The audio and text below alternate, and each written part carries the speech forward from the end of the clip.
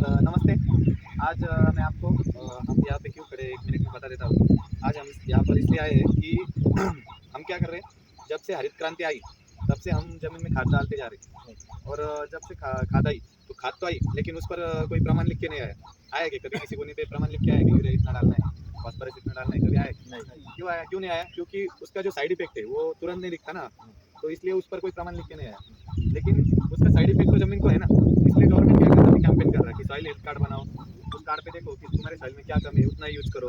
पर अभी कितना किसान वो कर रहे हैं? कोई भी नहीं कर रहा, क्योंकि उसकी अभी ज़रूरत नहीं लग रही सबको। अभी हमारी ज़मीन हमको उत्पाद दे रही है, तो हम भी उत्पाद उससे लेते जा रहे हैं। लेकिन हमारी ज़मीन ज़िंदा रहना बहुत ज़रूरी है। हमने अगर एक रेशो देखा, अभी जब से हरित क्रांति आई है, उसके पहले हमारी ज़मीन का जो सेंद्रीय कार्बन का जो रेशो है, वो 3% तक था। लेकिन आज अगर हम टेस्ट करें, तो वो बस 1% रह गया है। वो भी कहाँ पे?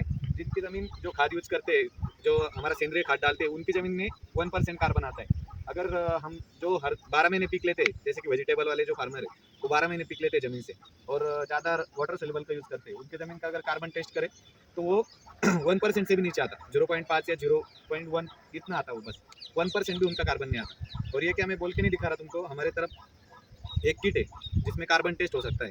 हम ऐसे किट मंगा के घर पे सब जो घटक रहते ज़मीन में, उनकी टेस्ट कर सकते हैं, नाइट्रोजन, फास्फोरस। ऑनलाइन आपको किट मिल जाएंगी। अभी मेरे पास कार्बन की किट है, इसलिए एक कैंपेन चला रहे हैं हम, सेव सॉइल करके।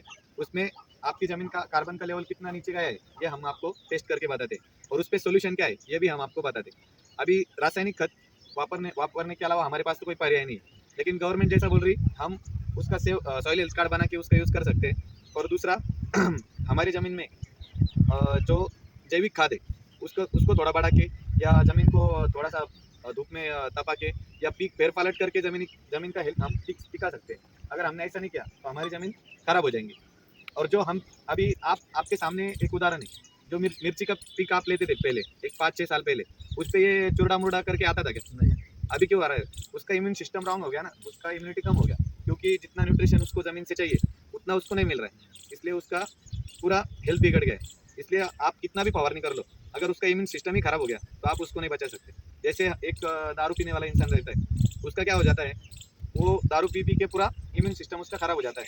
इसकी वजह से क्या होता है, तुम उसको अगर कोई भी थोड़ा फार भी दुखना आ गया, तो वो चला जाता है। और अच्छे इंसान को क्या होता है, एक सादा इंजेक्शन भी बचा लेता है। वैसे हमारी मिर्ची का भी हाल हो गया। उसको जो न्यूट्रिशन ज़मीन से चाहिए, आप ऊपर से जितना भी खाद डालते हो, वो सिर्फ 20% 20% काम कर सकता है। 80% न्यूट्रिशन वो ज़मीन से या धूप से लेती है। और ज़मीन में उतने न्यूट्रिशन अभी बचे नहीं, क्योंकि न्यूट्रिशन कौन तैयार करता है ज़मीन में? अब आपने सुना होगा, ये जो मुट्ठी भर माटी है, इसमें हजारों सूक्ष्मजीव रहते हैं। आपने सुना है ना, कहीं तो भी सुना होगा। नहीं। सूक्ष्मजीव रहते हैं इसमें, और वो हजारों जो है, वो करोड़ों में अभी संख्या है उनकी। लेकिन कुछ साइंटिस्ट का मानना है कि 27,000 उनकी प्रजाति हर साल नष्ट होती जा रही है हमारे भारत से। क्यों? 27,000 प्रजाति नष्ट होती जा रही है। और ये मेरा नहीं, एक साइंटिस्ट का मानना है, आप यूट्यूब पे सर्च करके देख सकते हो। और वो ऐसा क्यों कह रहे हैं? क्योंकि हम ज़मीन का ख्याल नहीं रख रहे। उसको हम अदर इंग्रेडिएंट तो बहुत डाल रहे हैं उसमें, जैसे कि नाइट्रोजन डाल रहे हैं, फास्फोरस डाल रहे हैं, लेकिन ज़मीन को जो खाद चाहिए वो डाल रहे हैं क्या? ठीक है, भले आप 1 साल में 1 बार तो डाल लेते हो, है ना? नाइट्रोजन या अपना शेन खत वगैरह डालते हो आप, गाय का गोबर वगैरह। हाँ। तो ये सूक्ष्मजीव का कैसे जीते? जो ज़मीन से जो चीज़ उत्पन्न होती है, अगर वो ज़मीन में फिर से दब जाए, तो उसका ये उनका खाद बनता है।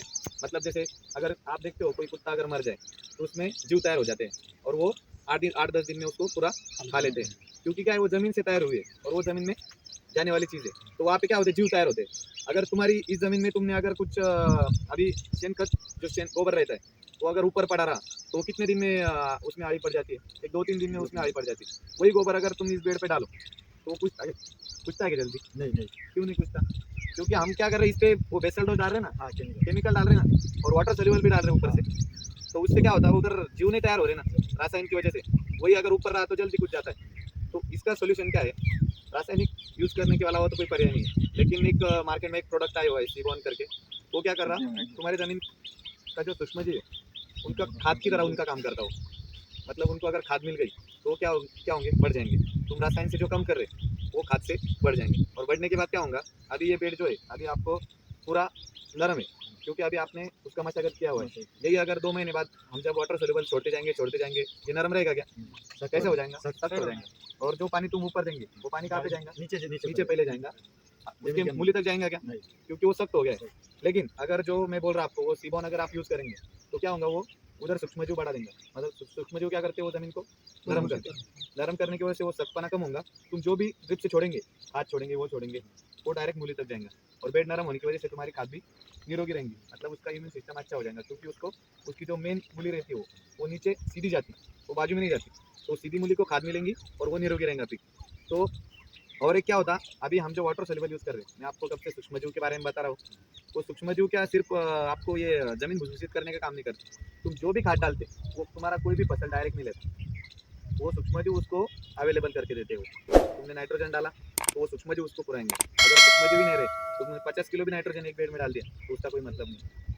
अगर तुम्हारे ज़मीन में सूक्ष्मजीव है तो तुम 10 किलो भी डालेंगे, 2 किलो भी डालेंगे तो पूरा लगेगा उसको। अगर नहीं भी रहा तो नाइट्रोजन एप्टिक बैक्टीरिया जो रहते वो कैसे भी नाइट्रोजन तैयार करके तुम्हारे खाद को देते रहते। अगर वो कम हो गए तो तुमने कितना भी नाइट्रोजन दिया तो कोई मतलब नहीं। और ऐसे ही फंगस के भी सूक्ष्मजीव रहते हैं, जो हमारे ज़मीन में ना लगने वाली बुरशी है, फंगस है, तो उसका एक सॉल्यूशन रहता है ज़मीन में। जैसे हमारे शरीर में वाइट ब्लड सेल रहती है कि जो हमको अगर कम हो गई तो हमको तबीयत खराब हो जाती है, वैसे ज़मीन में भी अच्छी बुर्शियाँ रहती है। वो क्या करती है, वो जो बुरी बुर्शियाँ है जो हमारे पिक को नुकसान करती है उनसे लड़ती रहती है। लेकिन हम क्या करते हैं, वाटर सोल्यूबल का यूज़ करके वो ख़त्म कर देते हैं। जो अच्छी बुरी अच्छी बुर्शी को हम ख़त्म कर देते हैं। तो उसको जिंदा रखने के लिए भी ये सीबॉन अच्छी तरह से काम करता है, उसको बढ़ावा देता है। लेकिन आप बोलेंगे कि अभी सीबॉन तो छोड़ा,